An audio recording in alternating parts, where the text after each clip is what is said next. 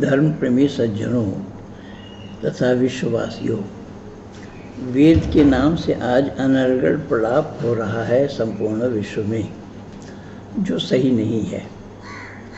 जो सायन, माइलर और Max Muller आदि लोगों ने जो भाष्य किया है, उसे सामने रखकर जिसके मन में जो आ रहा है वो वही बोले जा रहे हैं, जो कि वो अर्थ नहीं है। इसको जानना हो तो सबसे पहले हमें ऋषि अरविंद को पढ़ना पड़ेगा।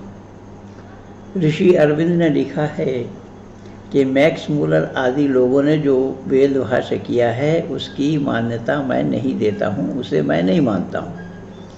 मैं ऋषि दयानंद कृत वेद के किए हुए भाष्य को मानता हूँ, क्योंकि वह लोग दुनियादारी थे।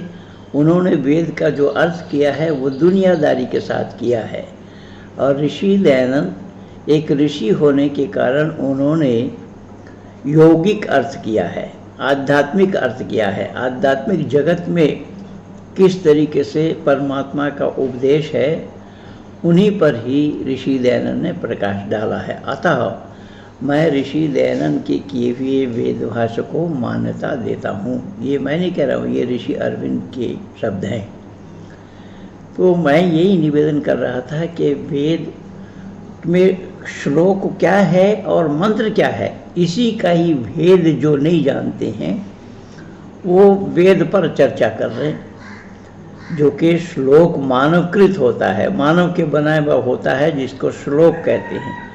और वेद ईश्वर कृत होने के कारण, ईश्वरीय ज्ञान होने के कारण उसमें मंत्र बोला जाता है, और मंत्र के माने होते हैं विचार।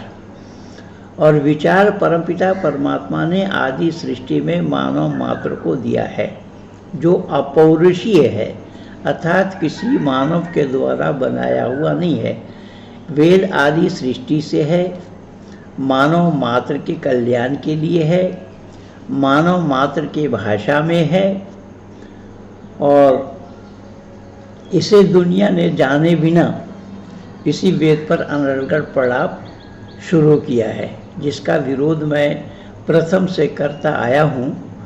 आज थोड़ा सा विचार मेरी बेटी सौम्या के द्वारा आप लोग सुने कि वेद अपौरुषीय क्यों है, वेद में मिलावट किया जाना संभव क्यों नहीं है।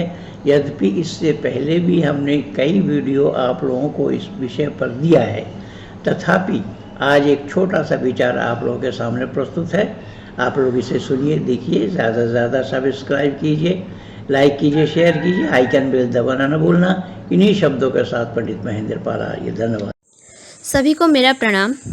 मैं आज जिस विषय पर बोलने जा रही हूँ वह है वेद अपौरुषेय क्या है, वेद ईश्वरीय ज्ञान क्यों है।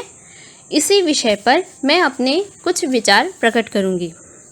वेद विश्व का सबसे प्राचीनतम एवं आधारभूत ग्रंथ है। वेद शब्द के लिए पाणिनि जी कृत धातु पाठ में 4 धातुएं बताई गई हैं: विद ज्ञाने, विद सत्तायाम, विद्रे लाभे, विद विचारणे। इन चारों धातुओं से वेद शब्द सिद्ध होता है। वेद शब्द का अर्थ होता है ज्ञान, इसलिए वेद के लिए यथार्थ धातु है विद ज्ञाने। इस धातु से वेद शब्द की उत्पत्ति होती है। अब वेद कैसे उत्पन्न हुए या किसके द्वारा रचित हैं इत्यादि शंका का समाधान महर्षि दयानंद द्वारा रचित ऋग्वेदादि भाष्य भूमिका में लिखा है। तस्माद्यज्ञात सर्वहुतः ऋचः सामानि जज्जिरे छंदांसि जज्जिरे तस्माद् यजुस्तस्माद् अजायत। यहाँ पर तस्मात् का अर्थ है परमेश्वर, जो कि सत चित आनंद स्वरूप वाला है, जो सुख स्वरूप सबको सुख देने वाला है, जो सब मनुष्यों को उपासना के योग्य इष्ट देव और सब सामर्थ्य से युक्त है। उसी परब्रह्म परमपिता परमेश्वर से ऋग्वेद, यजुर्वेद, सामवेद और अथर्ववेद की उत्पत्ति हुई है। वेद का उत्पत्तिकर्ता परमेश्वर इसलिए जानना चाहिए क्योंकि वेद मंत्रों में किसी अक्षर या किसी मात्रा का अधिक रूप से जोड़ा जाना असंभव है, और यह परीक्षण करने के लिए वेद की ऋचाओं का पाठ किया जाता है, जैसे समपाठ और विकृति पाठ। ये दो भागों में विभाजित है। समपाठ में पदपाठ एवं क्रमपाठ होता है और ये दोनों पाठ किया जाना तभी संभव है जब पदच्छेद, विग्रह, अलंकार आदि का ज्ञान हो, और यह ज्ञान भी तभी संभव है जब व्याकरण का ज्ञान हो। कारण अशुद्ध उच्चारण अथवा पाठ करने से उस शब्द का संपूर्ण अर्थ भिन्न हो जाता है। और एक पाठ इसका है विकृति पाठ, जिसके 8 भाग हैं, जैसे जटा पाठ, माला पाठ, शिखा पाठ, रेखा पाठ, ध्वज पाठ, दंड पाठ, रथ पाठ और घन पाठ। इन सभी पाठों को करने का एक ही तात्पर्य है, और वह है कि वेद में मात्रा व अक्षर का अधिक न होना। और यही कारण है कि वेद ईश्वर द्वारा रचित है, मनुष्य द्वारा नहीं। अब दूसरा प्रश्न यह भी आता है कि वेद अगर ईश्वर की वाणी है तो क्या वह शरीरधारी है? तो यह चिंतन सर्वथा व्यर्थ है, गलत है, क्योंकि परमेश्वर सर्वशक्तिमान है, निराकार है। उसमें साधन बिना भी मुख और प्राणादि के काम करने का अनंत सामर्थ्य है, कि वह बिना मुख आदि के या बिना प्राण के भी वह प्राणादि कार्य करने में यथावत सामर्थ्य रखता है। यह दोष हम जीवात्माओं में होता है कि वह दिव्यांग होने से अथवा न होने से भी मनुष्य अपने कार्य करने में असमर्थ है। कारण मनुष्य में जो चिंतन मनन की क्षमता का होना, यह ईश्वर की ही देन है।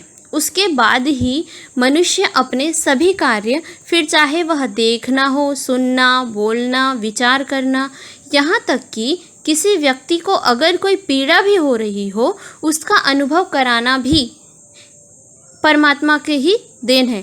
अर्थात ये सभी क्रियाओं का होना सभी ईश्वर की ही देन है।